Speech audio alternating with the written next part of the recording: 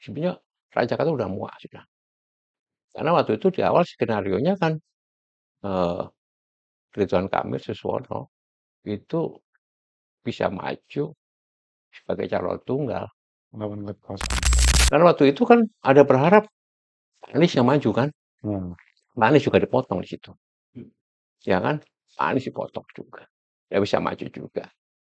Makanya ada kegeraman itu dan akhirnya anak Abah itu kemudian bisa dirangkul oleh Mas Pram karena sama-sama kita ini di pihak yang dizolimi. Kan ngono ada verifikasi ya, jadi bukan hanya 3 ya, Dia 30 kan. 27. 27. Dari 27 itu 3 orang itu masuk. Hmm.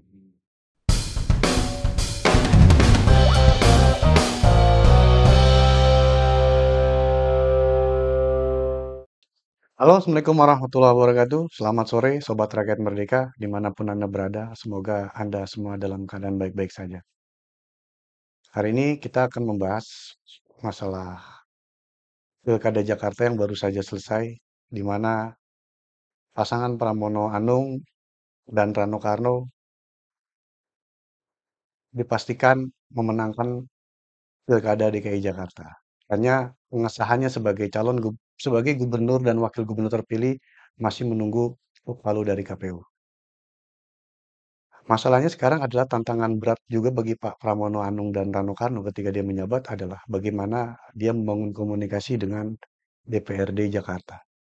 Kita tahu Pak Pramono Anung ini kemarin maju di Pilgub DKI hanya diusung satu partai parlemen yang ada di Jakarta oleh PDIP. Sementara dua pengusung lainnya yaitu Partai Hanura dan Partai Umat tidak memiliki kursi di DPRD ke Jakarta. Sisanya 86% kekuatan DPRD Jakarta itu dikuasai oleh Koalisi Indonesia Maju Plus yang kemarin mengusung Ridwan Kamil Suswono. Seperti apa, bagaimana nanti cara Pak Pramono, gaya Pak Pramono untuk menjinakkan DPRD Jakarta, kita kedatangan seorang bintang tamu spesial, mantan Gubernur DKI Jakarta yang juga politisi PDIP senior, yaitu Bapak Jarod Saiful Hidayat. Pak Jarod, Ya, sebelumnya makasih waktunya sudah hadir di sama-sama. podcast Rakyat Merdeka, Pak Jarod. Ya, Iya. Iya Pak Jarod, seperti yang tadi sempat saya singgung Pak Jarod. Ini kan Mas Pram langkahnya sudah setidaknya step pertama sudah terlewati. Banyak orang yang nggak menyangka waktu itu kan. Pasangan yang menurut Mas Pram sendiri itu hanya memulai dari elektabilitas 1,5% melawan kekuatan partai besar 13 partai yang juga didukung mantan presiden dan presiden ternyata berhasil memenangkan pertarungan hanya dengan satu putaran. iya. Ini kan sungguh luar biasa. Kalau dari Mas Pram sendiri yang pernah ikut kontestasi di Jakarta, memaknai kemenangan Mas Pram dan Bang Dul ini seperti apa? Iya. Ya, jadi memang di Jakarta kita tahu sendiri ya. Ya, kita hampir saja nggak bisa nyalon. Hampir ya. Kalau nggak ada keputusan MK, kita nggak bisa calon tuh. Itu pun Tapi harus, ada, itu pun hampir otak-atik juga benar. apa itu ada kader lagi dengan merubah lagi ya di DPR, ya kan? Di MA, di DPR, tetap diotak-atik begitu ya. Tapi syukur alhamdulillah ya, dengan adanya keputusan MK, ya diotak-atik, tapi tetap gagal gitu ya. Maka kita bisa maju sendiri. Tapi kita waktu itu punya keyakinan gitu ya, bahwa Jakarta ini kan sudah melek ya, sudah melek politik, sudah cerdas, dan dalam tanda kutip maaf ya, itu muak lah dengan perilaku-perilaku oligarki politik yang memaksakan. Itu kan kita tahu, memaksakan pasangan tertentu untuk bisa maju ya, sambil menutup peluang ya yang lain, utamanya PDI Perjuangan. Kan itu ceritanya. Sebenarnya rakyat Jakarta udah muak sudah. Karena waktu itu di awal skenarionya kan eh, Ridwan Kamil Suswono itu bisa maju sebagai calon tunggal. Melawan kota kosong. Nggak melawan supaya nggak melawan kota kosong, Muncul calon disiapin calon independen. disiapin calon independen. Itu pun juga akan dipaksain juga kan. Heeh. Heeh, ya kan? Iya dipaksain juga. Supaya agak cantik lah mainnya. Ada lawan ya. Ada lawan lah kan gitu. Cuma kan begitu skenario-nya. Heeh. Ya. Ini juga begitu. Waduh skenario-nya begini ya. Sehingga ketika ada putusan MK berubah. Berubah. Dan kita sudah waktu itu sudah punya apa komitmen. Kalaupun misalnya ya, dipaksain seperti itu, ya tetap kita nggak mau gabung kok ke Kimpres. Ya. Karena ini secara nilai demokrasi, moral, etik, nah, ini bukan pendidikan politik yang bagus. Ya, itu kita sudah sepakati seperti itu. Ya. Tapi syukur alhamdulillah ya berkat campur tangan Tuhan gitu ya, akhirnya terbuka sehingga PDI Perjuangan bisa maju-maju sendiri meskipun itu di last minute. Inilah satu kecerdasan dari Ibu Mega ya, dari Ketua Umum untuk menugaskan Mas Pram dan Bang Zul untuk maju di last minute. Maka tadi kau bilang ya Mas Pram elektabilitasnya, popularitasnya di bawah 5% mungkin. 1,5% Satu kalau menurut setengah Mas. persen. Ini tantangannya. Tapi ingat ya, kita ketika ibu sudah memutuskan, sudah menugaskan, itu perlu dengan pertimbangan. Ingat di situ ada Bang Dul. Ya. Bang Dul ini tingkat popularitasnya di Jakarta tinggi, tinggi banget. Ya. Maka setelah ada penugasan, SPM dan Bang Dul langsung turun. Ya, optimis gitu ya. Ya, kemudian Mas Pram ini kan politisi senior ya. Jam terbangnya itu sudah sangat tinggi. Pernah jadi wakil sekjen, pernah jadi Sekjen, sekjen partai, kemudian menjadi Wakil Ketua DPR. anggota DPR, menjadi menterinya Pak Jokowi, ya, 10 tahun begitu ya, sangat tinggi. Satu kelebihan Mas Pram itu beliau merangkul, mengayomi, dan komunikasinya bagus. Ya, komunikasinya bagus. Sehingga dalam waktu yang tidak begitu lama, kita bisa melihat tingkat popularitas dan elektabilitasnya setelah Bang Zul Naik terus. naik. Dari situ kita bisa melihat, kalau misalnya dari survei itu kecenderungannya itu naik, ya naik begitu ya. Ini satu hal yang bagus, tinggal digenjot aja. Tapi begitu sudah decline, sudah turun, untuk naikkannya lagi berat. Coba kau lihat, di awal itu Ridwan Kamil tinggi banget tuh. Tinggi. Tapi dari progresnya kan dia menurun nih. Decline terus gitu ya. Hmm. Dan dia tidak bisa naik. Gitu kan. Nah, kembali gitu ya. Tapi Mas Pram tetap konsisten. Ya, naik 2%, 3%. Tetap gitu ya. Mas Pram itu satu hari bisa 16 titik. Ya, bisa 16 titik gitu ya. Untuk berdialog, berkomunikasi dengan siapapun juga. Bang Tul juga seperti itu. Ya. Nah, daripada itu ya, DKI itu sebetulnya pencerminan ya sikap pencerminan rakyat Jakarta atas ya pemuakan terhadap oligarki politik atas ke apa ya kemarahan rakyat Jakarta atas perilaku dari elit politik yang ditunjukkan secara telanjang utamanya yang dilakukan oleh Jokowi dan kroni-kroninya itu bentuk perlawanan karena waktu itu kan ada berharap Anies yang maju kan Hmm.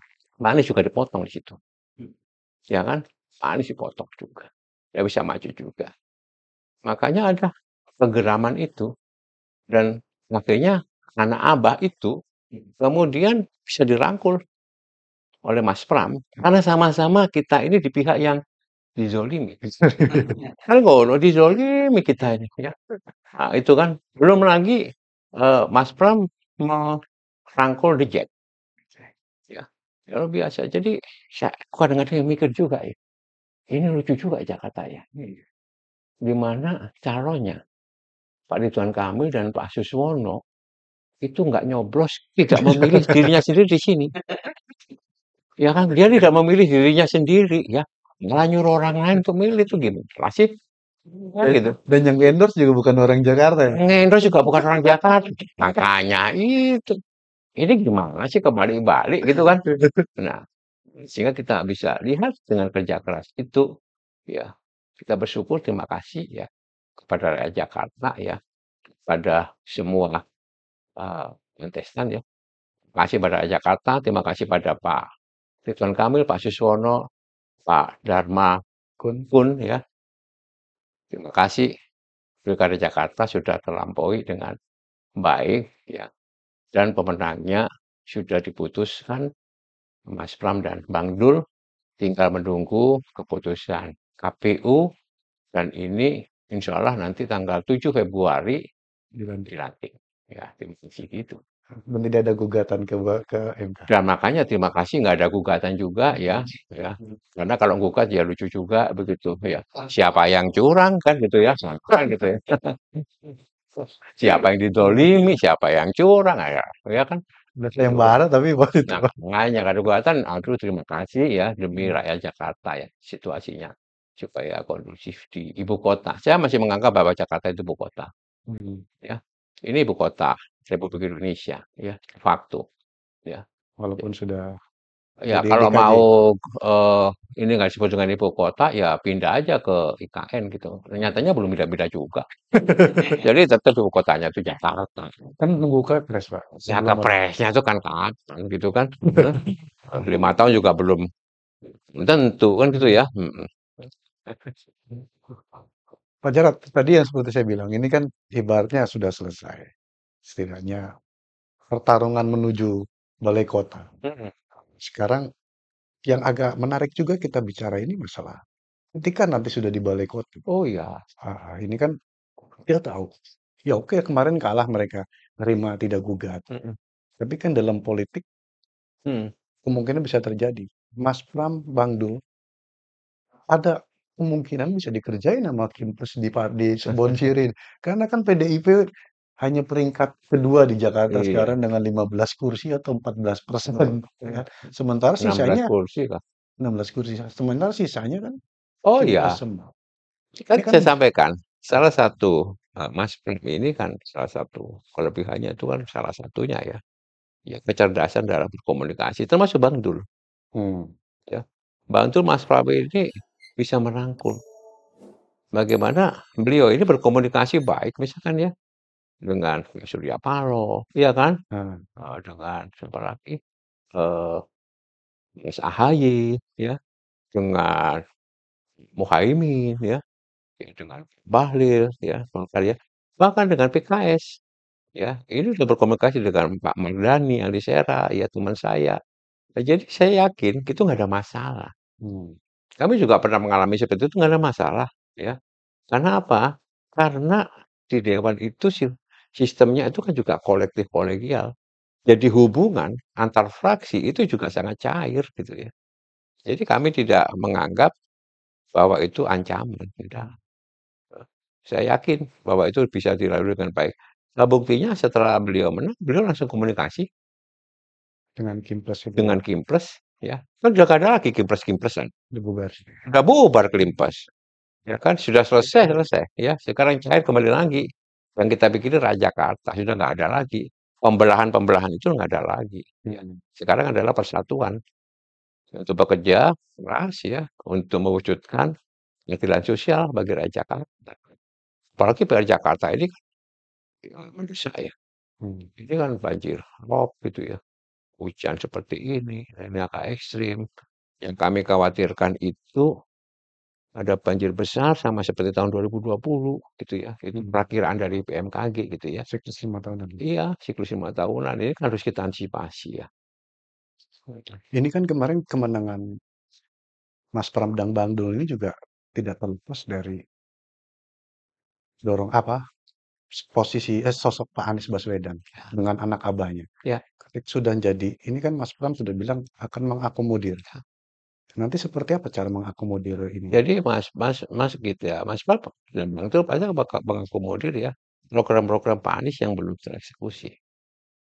yang baik, Nah, ya, yang baik, yang perlu dilanjutkan, yang belum bisa dieksekusi, ya, insya Allah akan dikerjakan oleh Mas Pram. Termasuk program-programnya Pak Ahok, hmm, ya, Pak Jokowi, Pak Ahok ya, yang mungkin belum selesai akan dituntaskan. Termasuk programnya Pak Fauzi Bowo. Maka bangun Jakarta itu nggak boleh sepotong-potong gitu. Itu harus berkelanjutan ya. Tetap satu step, satu step, satu step ya. Ya. Itu kan dikerjakan ya. Dengan cara seperti itu maka tidak ada keterputusan ya di dalam pembangunan Jakarta. Yang ada adalah keberlanjutan ya. hmm. Tapi yang dikhawatirkan gini, Mas Fajar. Ini kan Mas Pram, Bang Dul diusung PDIP. Mm, Saat ini kemarin juga pas maju juga didukung oleh Mas Anies. mm, Yang diasosiasikan saat mm, ini mm. adalah rivalitas dengan presiden terpilih saat ini, dengan Pak Prabowo. Jadi ini kan dari oposisi lawan pemerintah. Nah, jadi khawatirkan nanti bahwa Mas Pram ketika menjadi gubernur Jakarta, dia akan membawa gerbong oposisi sehingga akan berbeda dengan pemerintahan pusat. Apalagi posisi PDIP sendiri di luar pemerintahan gitu. Sopo sih ngomong ngono. Jadi, jadi tolong dibedain loh ya. Eh, Jadi bedain gitu ya. Nah, jadi bagaimanapun juga gitu ya. Jakarta, Gubernur Jakarta itu tetap gitu ya mengacu kepada kebijakan pemerintah pusat. Nggak iso sendiri. Ya. kan bisa oposisi dengan presiden berarti. Terus apa gunanya? Apa manfaatnya? Nggak ada. Ya, nggak boleh. Ya, bertentangan dengan kebijakan pusat itu yang baik loh ya. Nah, Yang nggak baik nggak boleh kan. Tapi yang tidak, yang bagus-bagus itu harus. Karena bangun Jakarta nggak mungkin sendiri. Pemerintah pusat pasti akan ikut gitu.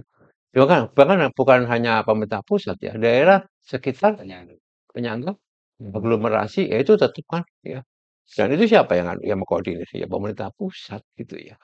Jadi jangan kita punya pikiran yang sempit gitu ya. Bahwa kita di luar pemerintah selalu kita akan oposisi berlawan. Ya enggak gitu dong. Ya enggak ngono, enggak baik juga. Apalagi komunikasi Mas Pram dengan Prabowo kan juga baik. Itu enggak baik, enggak ada masalah. Itu kan. karena kan Jakarta ini walaupun bukan statusnya udah dicabut sebagai daerah khusus ibu kota, ini kan tetap menjadi barometer Oh politik ya, nasional. oh iya. Barometer politik nasional tetap ada di Jakarta, bukan di IKN. Ya, sopo sih nang IKN? Ya, ada di Jakarta gitu ya. Parlemen masih di Jakarta, semuanya tinggi negara di Jakarta ya. Media-media semua Jakarta, termasuk Rakyat Merdeka kan di Jakarta. Kan belum punya cabang di Oh belum. belum kan gitu. Karena barometer politik Ya, nasional, 2 kali Pilpres Jakarta ini ya, calonnya kandidatnya adalah berasal dari Gubernur Jakarta. ya. Pak Jokowi dari Oh Jakarta, Pak ya, Anies dari Jakarta. ya. Tentu 2029 orang akan memprediksi bahwa ini jangan-jangan juga Mas Pram Bang Dul ini yang memang disiapkan oleh PDIP. Kalau menurut bahasa Kodari ini PDIP lagi sedang mencari jago buat 2029. Jangan-jangan nanti disiapkan adalah Mas Pram. Sehingga ketika memang disiapkan, maka kan orientasinya 2029. Oh, kalau disiapin semua partai pasti nyiapin nih. Ya. Tapi siapa orangnya kan belum tahu juga. Ya kan? Belum tahu juga. Ya. Apa itu akan berlaku 2029 kan kita juga belum tahu. Oh, kerja aja belum, dilantik belum. Gitu kan ya, ya belum dong. Kerja dilantik aja belum. Kan gitu kok sudah untuk Jakarta loh ya. Tapi yang jelas semua partai memang sudah harus menyiapkan. Di awal-awal sudah menyiapkan, gitu kan. Jangan begitu, Pak Jokowi juga sudah menyiapkan. Kan gitu kan. Nah, Nah, kalau dia punya kepentingan 2029, ya kan dia juga nyiapin juga. nah, Ya nggak? nah. Meskipun sudah dipecat dari partai. Wah, Nah, sudah bahas Pak Jokowi, saya pengen nyinggung, pengen bahas ini nih, Mas. Akhirnya kemarin resmi SK itu keluar pemecatan. oh ya, Langsung pada 3 keluarga ini. ah, Pak Jokowi, Mas Gibran, dan Mas Bobi. mm, Ini keluar setelah berbulan-bulan, mm, statusnya ini nggak jelas. Kita semua bertanya-tanya, sebenarnya Pak Jokowi ini kan bilang sudah dipecat, tapi mana SK-nya? Hari mm. kemarin resmi. Apa pertimbangannya baru mengeluarkan sekarang? Ini ya saya klarifikasi ya. Jadi bukan hanya 3 ya, Dia 30 kan? dua Salah. puluh tujuh. 27. Dari 27 itu 3 orang itu masuk. Hmm. Itu membuktikan bahwa di PD Perjuangan itu ketika memperlakukan sanksi itu tidak pandang bulu, ya tidak pandang. Semuanya boleh, ya. Pertanyaannya tadi, kenapa kok baru sekarang kan gitu kan Iya, untuk Pak Jokowi gitu ya? nunggu setelah dia malah Ah, jadi presiden ah, gitu. ya, gini loh ya. Jadi sebetulnya kasusnya itu udah lama. Harusnya kalau saya ini orang Jawa ya sis ya, Nah, dengan sinyal-sinyal sebelum apa itu waktu beliau jadi presiden itu kan sudah jelas nah, bahwa dia melakukan pelanggaran berat. Sinyal yang paling kuat itu adalah pada saat Rakernas bulan Mei itu. Kamu baca lagi tuh, ya rekomendasi Rakernas. Itu kan kuat banget sinyalnya, ya. Bahwa sebetulnya eh, waktu itu Pak Jokowi ini sudah bukan lagi menjadi bagian dari PD Perjuangan. Ya, sebenarnya kita berharap, ya, waktu itu dengan posisi seperti itu, kalau saya orang Jawa sudah proses seperti itu ya mengembalikan kata tersebut baik-baik. Itulah nilai yang dikembangkan, yang diterikkan oleh Ibu Mega di PD Perjuangan. Ya, kita meskipun gitu ya, meskipun eh, dia sudah bukan menjadi bagian dari keluarga PD Perjuangan, artinya sudah bukan anggota PD Perjuangan, surat pemecatan tidak dikeluarkan. Untuk apa? Untuk menghargai beliau sebagai presiden. Ya, untuk menghormati harkat martabat beliau sebagai presiden. Inilah etika. hmm, Inilah etika yang dikembangkan oleh kita. Kita itu di partai itu kayak keluarga besar kan. Bersaudara semua ini yang diketuai oleh ideologi yang sama. hmm, Dan kita sudah sepakati aturan mainnya itu. Ya. Ketika kamu sudah nggak cocok misalkan masuk, ya datang baik-baik dong. hmm. Keluar, saya keluar. Tapi begitu dikasih peluang-peluang seperti itu, ya tidak dilakukan. Bahkan beberapa waktu yang lalu, saya nggak tahu bulan apa lupa saya, ditanya oleh media, beliau sampaikan, saya masih punya KTA loh. KTA, Itu nggak? iya, Ya, jangan hoax loh, bener kan ini? benar. Nah, ya. Itu artinya apa gitu ya? Artinya, loh, kok gak kroso ya? Wong Jawa itu kan kroso mainnya, ya toh? Main kroso ya. Kok gak kroso ya? Hmm, Ya. Sama seperti Bobby, juga seperti itu, seperti Gibran, ya sama. Ya.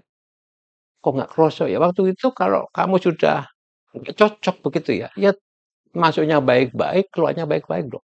nah, Karena waktu itu KTA-nya itu keluar di Solo, ya kembalikan dong ke Solo. ke Solo, ke Pak Rudianto. Padahal udah tinggal di Solo ya. Iya, sudah seperti itu ya oke. Ya. Ini sebetulnya sudah lama, sudah dibahas oleh PDI di partai itu ada komite etik dan disiplin partai. Anggotanya 7 orang. Pak Komarudin itu yang ketemu. Komarudin ketuanya, anggotanya. Sudah dibahas di situ. Bagaimana apa pelanggarannya ya, bla bla bla bla bla bla. Ada semua ditulis di situ. Itu ya. Nah, berdasarkan itu maka Komite Etik dan Disiplin merekomendasikan untuk pemecatan.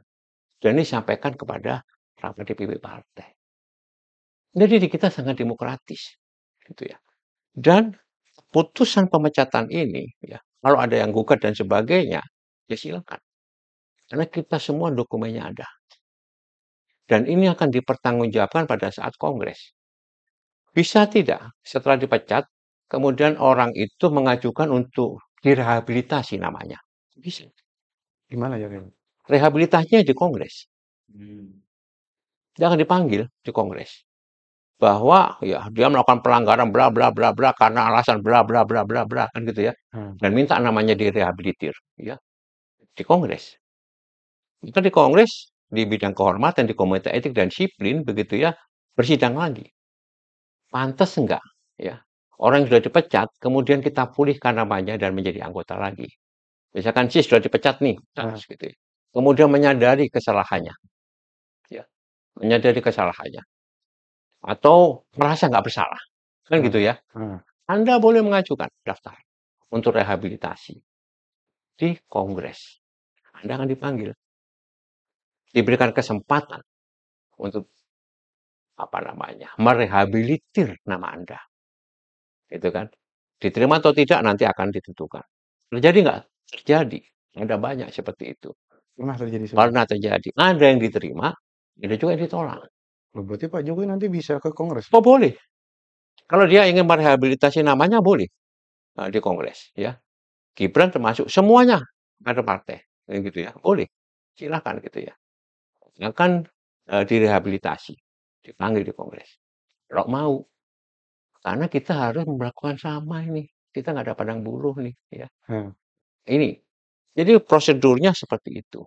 Dan itu sudah dilalui semua. Termasuk 20, semuanya dari kemarin kan sudah diumumkan 27. Ya, semuanya itu boleh. Sebelum itu ada yang dipecat. Ya. Heeh. Contoh misalkan, Fendi Budiman. Simbolon. Fendi Simbolon ya. Ya, Ini kemarin masuk yang 27, Pak. enggak, Fendi. Yang Bukan. Masuk 27 ya ini. masuk. Oh, masuk ya, Yang misalnya. sebelumnya kan Budiman. Budiman. Ya. Kalau Ara memang nggak dipecat, karena Ara Ngembaliin. ngembaliin. Mundur dia. Mundur dia. Kayak gitu. Jadi boleh gitu ya. Kita tuh demokratis banget kok. Jadi nggak ada masalah. Ada Karena tapi pelanggarannya udah berat tuh. Mohon kemarin maaf. yang beda Terutama Pak Jokowi pelanggarannya berat banget tuh. Melanggar konstitusi bagaimana itu. Memaksakan kehendak, mengintervensi MK. Dan membuat demokrasi kita itu demokrasi yang cacat, yang brutal kan itu. Ya, yang sekarang ini. Itu catatan loh. Bayangkan. Ini udah berat banget. Ini yang dilanggar itu bukan hanya disiplin ADART, itu konstitusi tuh. Dilanggar tuh. Intervensi tuh. Cawe-cawenya ini. Memaksakan anaknya. Ya. Oleh sebab itu, kamu baca lagi rekomendasi Rakernas, kalau nggak salah poin ke-7 begitu ya. Itu sampai partai minta maaf loh atas perilaku penyimpangan dari perilaku kader seperti itu. Minta maaf pada bangsa Indonesia. makanya dalam salah satu kemarin putusan di Ya, SK itu juga bilangnya kita sudah tidak bertanggung jawab lagi, Pak. oh ya, artinya kita nggak bertanggung jawab lagi. Begitu dia dipecat, dia sudah buka bagian dari PD Perjuangan. Apapun perilaku dia, ya itu kita nggak tanggung jawab lagi. Gitu. Jadi ini pelanggaran ideologis, ya, ya sangat sangat kuat pelanggaran konstitusi, disiplin, ya, etika dan moral terutama. Hmm. Terutama ketika menggunakan kekuasaannya begitu ya, ya. Melalui bagi-bagi bansos, intimidasi dan sebagainya. Dan dilakukan lagi pada saat pilkada kemarin. Ya. Jadi ini ya nggak apa-apa, oke. Ini adalah bagian dari kristalisasi kader. Padahal kalau Ya. tapi kalau saya membacanya begini, mengaitkannya juga. Ini SK ini keluar Mm-mm, setelah beberapa hari Bu Mega bicara mm-mm, di acara bedah bukunya Pak Todung. mm-mm. Itu Bu Mega bicara bahwa Kongres PDIP ada yang mau aut-aut, ada yang mau acak-acak. Ya, Orang kan berspekulasi waktu itu, siapa yang mau ngacak-acak ini? Gitu kan. Kalau dari beberapa politisi PDIP ini kan arahnya kan ke Pak Jokowi yang akan mengacak-acak. Tiba-tiba akhirnya beberapa hari setelah ini keluarlah SK pemecatan itu. Apakah ini juga sebagai bentuk antisipasi dari PDIP untuk ya. Jadi indikasi itu kan kita lihat ya, mulai ada, saya ingat betul itu ya, ada gugatan terhadap perpanjangan hmm, masa jabatan, gitu kan? ya, Ya, DPP dan penambahan digugat oleh kader partai berapa 5 orang dari Jakarta lagi ya. disuruh Ternyata di belakang itu ada yang nyuruh. yang nyuruh, ya kan? Ada yang nyuruh. Nah, untungnya ini sebenarnya ya, jadi nggak jadi. Kemudian eh, setelah Pak Hasto menyampaikan di DPP di Lenteng Agung ya bahwa ya Pak Jokowi sudah bukan menjadi bagian dari PD Perjuangan. Eh, Besoknya ya itu muncul spanduk-spanduk Di Jakarta ada. di Jakarta banyak. dan informasi yang masuk ke saya gitu ya, itu dipasang pagi-pagi itu, jam 3 pagi. Siapa sih masang ya? Kan begitu ya. Hmm. Wah, jadi pasang di mana-mana. Kita ketawa aja gitu. Ini apa-apaan ini ya. Jadi kita harus juga mengantisipasi kemungkinan-kemungkinan terburuk. Pada siapapun juga yang ingin mengacak-acak, ingin cawe-cawe, ya, berusaha cawe-cawe, berusaha mengintervensi terhadap kedaulatan internal partai PD Perjuangan. Perjuangan adalah partai yang sah. Nah, Dan ingat bahwa kita itu pemenang pemilu, ya. Maka dia akan berhadapan dengan seluruh stakeholder dari partai. Kita sudah biasa kok. Kita ini bukan partai bukan notaris. nah, Ya toh, ini berdarah-darah itu. Zaman Pak Harto dikejar-kejar seperti itu, ya kan? nah, Ini dengan darah dan air mata ini, tetesan darah air mata untuk mempertahankan partai ini ya. Nah, kalau sekarang ini ada yang macam-macam lagi ya monggo, ayo gitu loh. nah, Tapi please, marilah kita ciptakan sistem demokrasi yang baik gitu ya. nah. Kita hargai, kita hormati semua partai ya. Eksistensi partai, ya kan? Kemudian rumah tangga partai, gitu loh. Jadi ini ya harapan kita. Tapi apa enggak? Kita tahu kan PDIP ini bukan partai tadi seperti Pak Jarod bilang bukan partai kemarin soalnya partai yang Iya, sudah ditempa sejarah iya, 2 kali menang pemilu legislatif yang terbaru ini. Sebelumnya juga pernah menang sembilan tiga sembilan, tiga kali, kali menang. Iya, 3 kali menang pemilu legislatif secara berturut-turut hat-trick kan. berturut-turut 4 kali kalau nggak berturut. Iya, sama 99. Nah, iya 4 kali. Yang Sekarang tunjukkan pada saya, ya, kecuali Golkar, setelah reformasi, partai mana yang bisa? nggak ada. Oh no. Ya makanya dengan Ini opo? Mana pertanyaan nih? ah, Ya karena kan kita bonding dengan rakyat, kita bonding dengan pengurus. Ujung tombaknya kita punya infrastruktur, kita punya kelembagaan partai yang baik, kita punya sistem rekrutmen dan kaderisasi dan pendidikan kader yang baik, kan gitu kan? ah, Kan gitu. ya tapi Buktinya kita dapat ISO, manajemen partai terbaik, ya kan? Loh, mungkin dengan kekuatan yang ada, dengan sejarah yang sudah terjadi, apa nggak paranoid bicara misalkan PDIP ada yang mau intervensi cawe-cawe gitu. bukan masalah paranoid. Apapun itu, ya, itu segala macam kemungkinan itu harus diantisipasi. Hmm. Kita bukan seudon, ya. Kita bukan berprasangka buruk pada siapa juga, tidak. Tapi tanya Ronggo Wasito, ya, ya kan, di Udah. zaman kala bendu iki, Hmm. ini kan zaman edan, ya, Coba.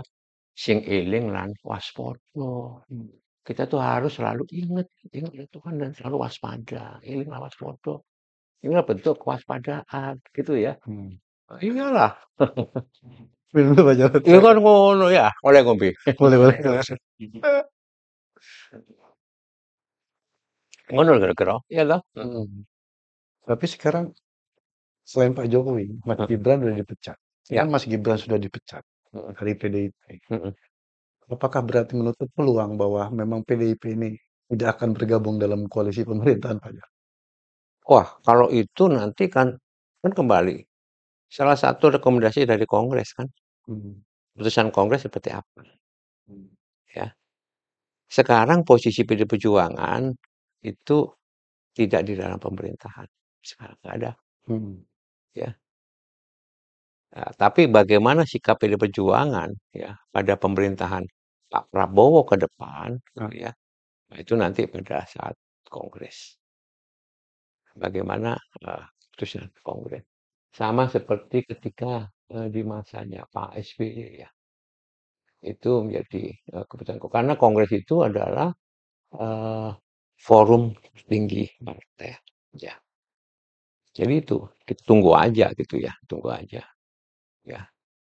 Karena kami menganggap bahwa, pilpres kemarin dengan masuknya si Gibran itu pilpres yang cacat, cacat, secara ya, aturan. cacat sejarah, cacat aturan, melanggar etika, ya kan? Buktinya itu disanksi juga itu hakim MK-nya. Betul nggak? KPU juga disanksi juga oleh DKPP. Itu kan menunjukkan bahwa memang cacat. Mhm, gitu.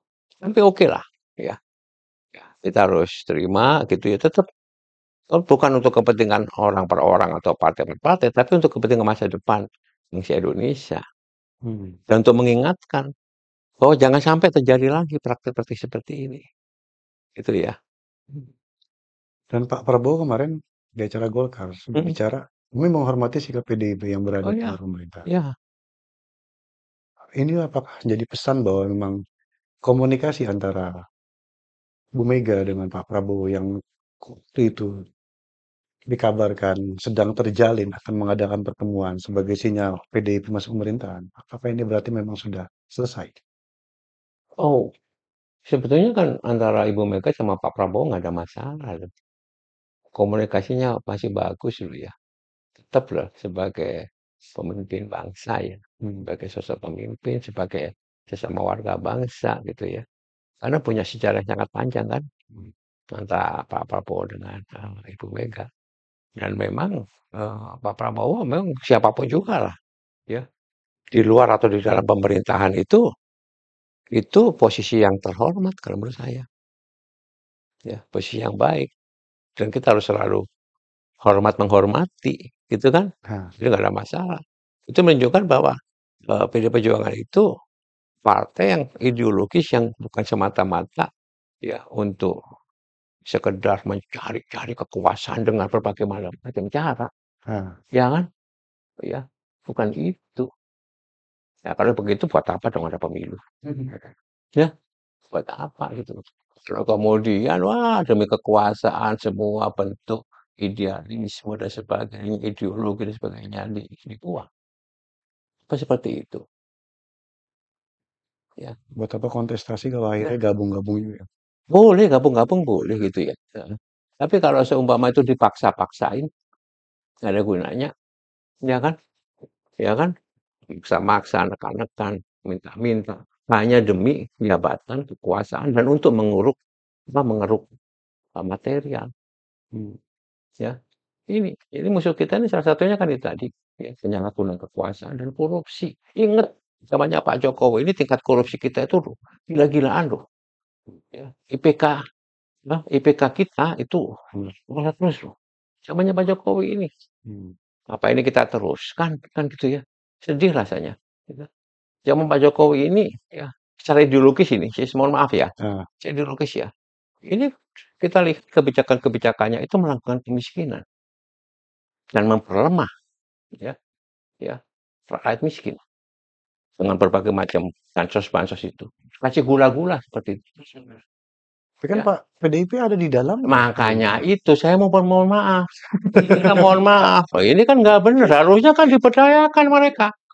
Kasih lapangan kerja, pendidikan yang bagus kan gitu kan. Hmm.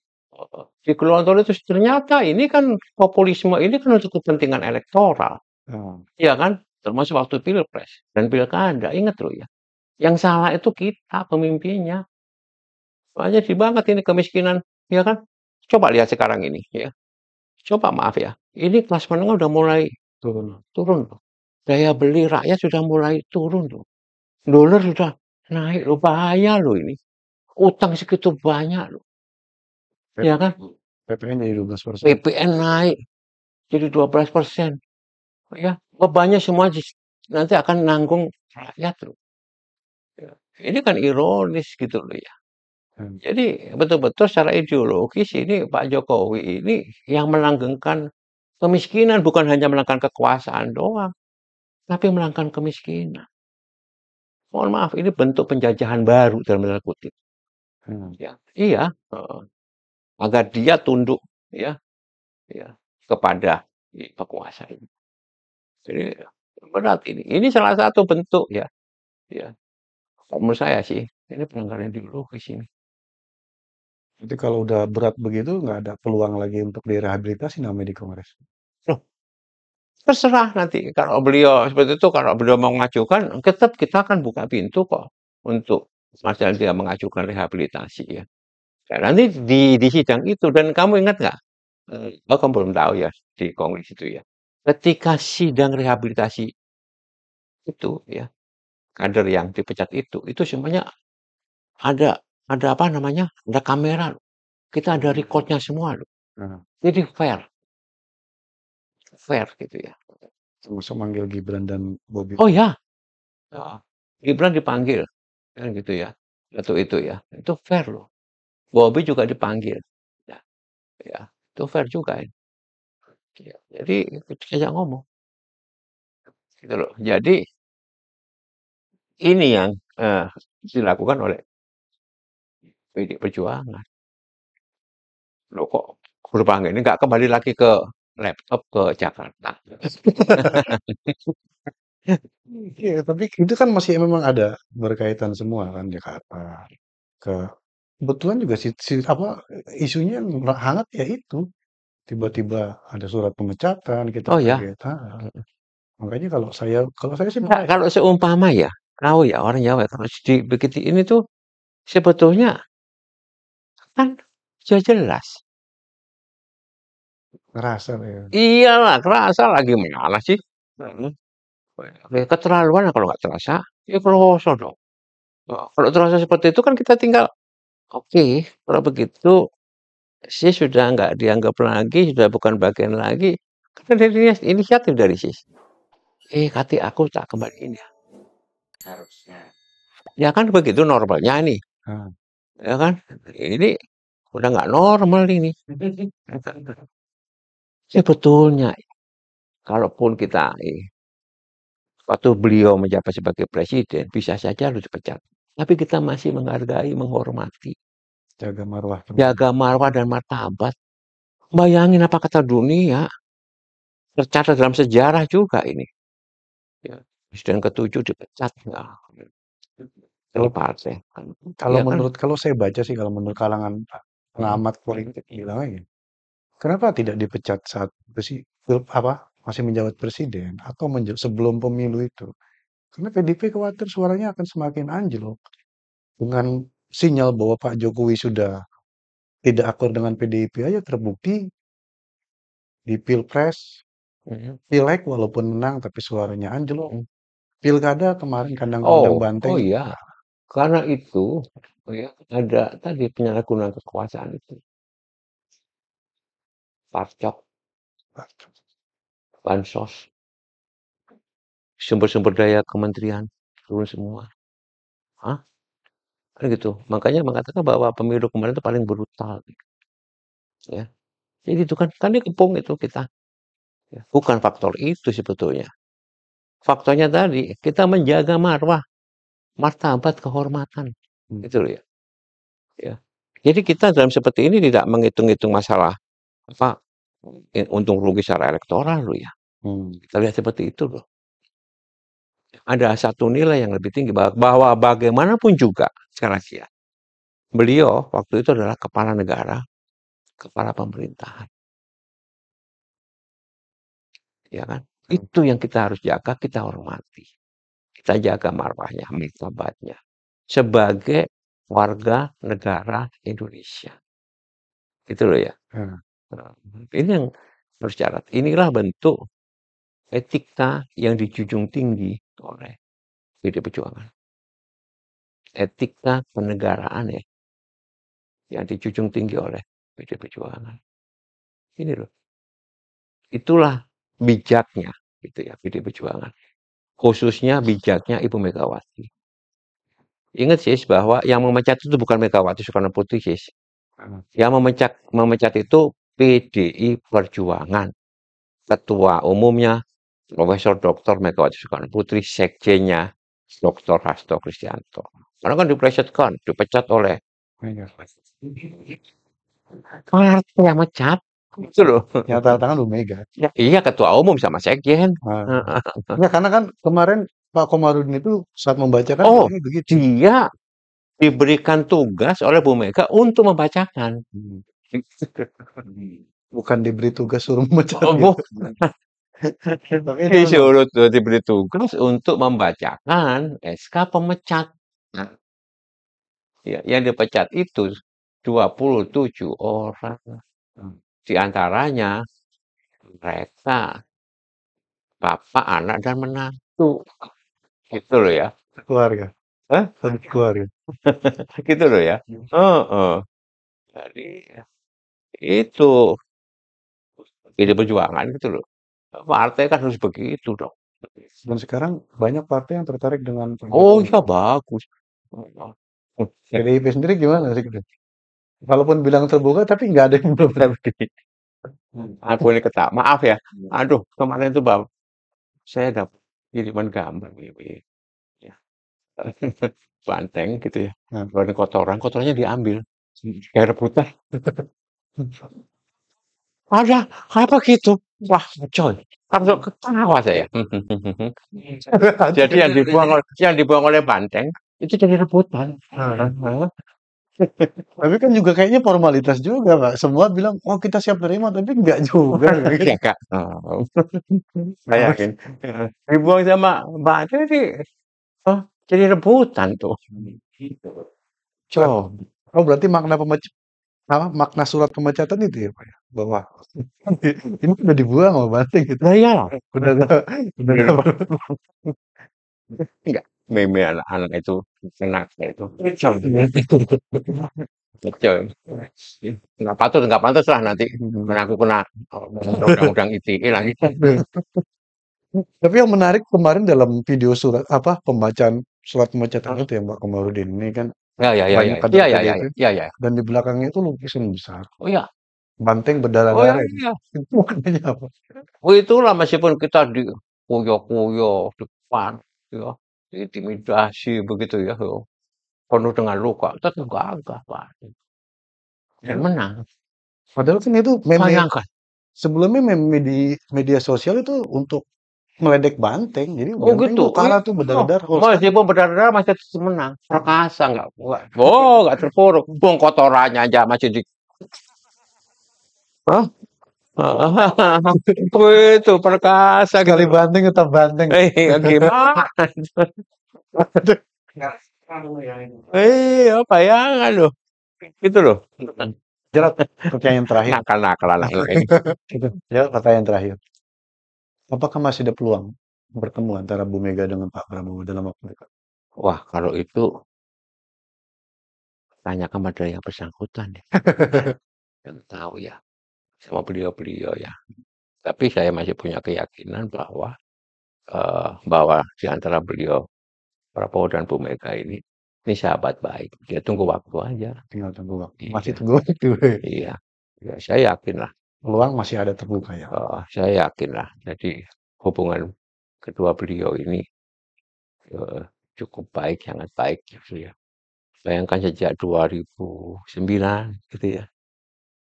Pak Prabowo kan pernah jadi calon wakil ya.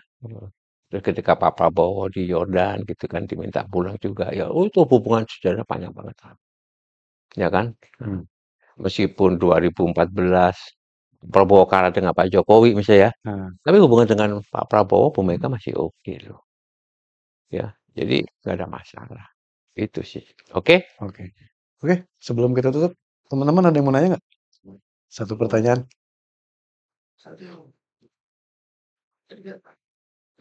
Sejarah ini PDIP sudah 4 kali menang pemilu. Mm-mm.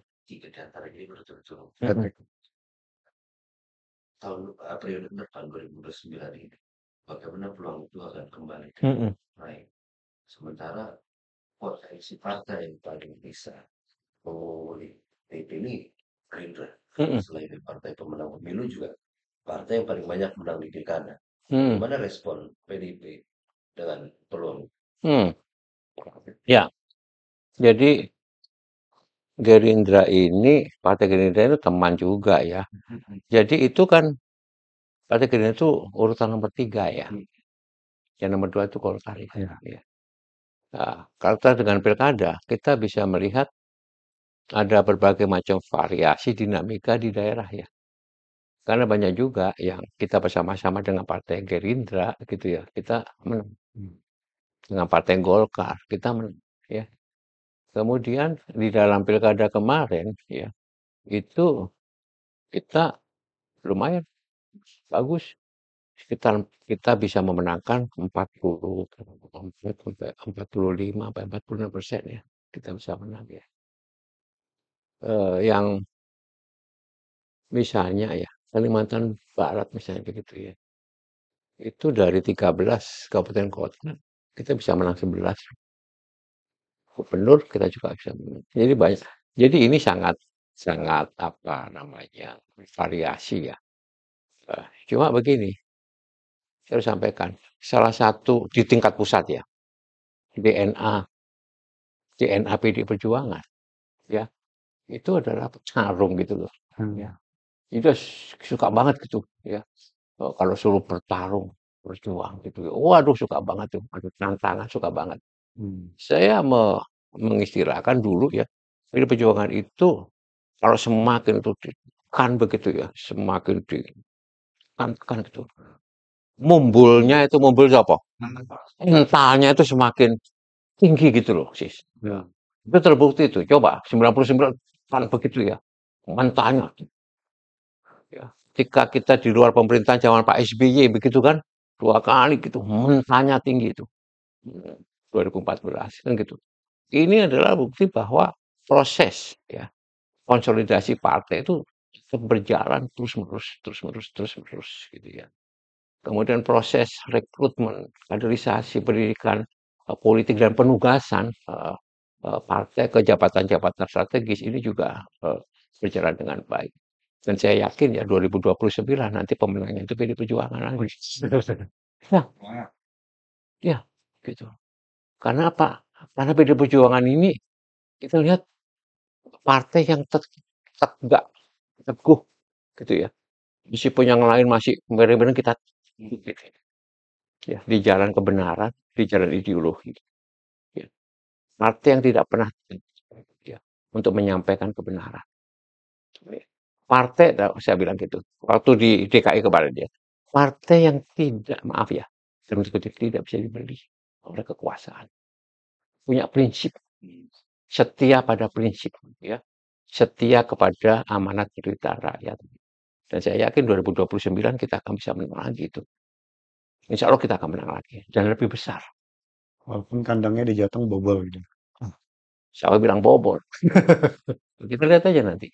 Coba dilihat di Jawa Tengah itu. Kita menang pilkada kabupaten kota itu mayoritas loh.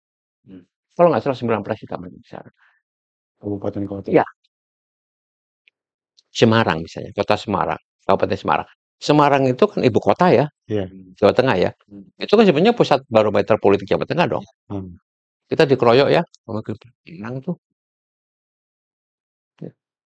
Jadi kandang banteng itu bukan hanya di Jawa Tengah. Kandang banteng itu sudah nyebar kemana-mana ini. Loh iya dong. Pikiranmu jangan cuma Jawa Tengah. Nyebar tadi saya sampaikan Kalimantan Barat, nyebar tuh. Bali Mas ya. Bali gitu, Papua, ya. Papua itu gubernur kita bisa menang 5 kalau nggak salah. 6 ya. 6 provinsi itu kita bisa menang. Jadi sekarang PD Perjuangan itu kandangnya banyak di mana-mana ternyata. Bukan Jawa Tengah. Kalau bahasa Deddy Sitorus kan begini. Jakarta sekarang jadi kandang banteng, Jateng kandang bansos. Jateng. Kandang bansos ya. Kemarin kan Deddy Sitorus semuanya begitu, saya ketawa. Dia bilang kan Jakarta karena menang, dia bilang sekarang tanda-tanda Jakarta akan menjadi kandang banteng. Sementara Jateng jadi kandang bansos. Oke. Sobat Rakyat Merdeka, demikianlah obrolan saya dengan Pak Jarod Saiful Hidayat. Semoga bermanfaat bagi Anda semua. Pak Jarod, makasih waktunya sebelumnya Sama-sama. sudah berbagi cerita dengan kita semua. Oke, Sobat Rakyat Merdeka, jangan lupa like and subscribe YouTube Rakyat Merdeka TV dan nantikan konten Ngegas Rakyat Merdeka di episode berikutnya. Salam Rakyat Merdeka.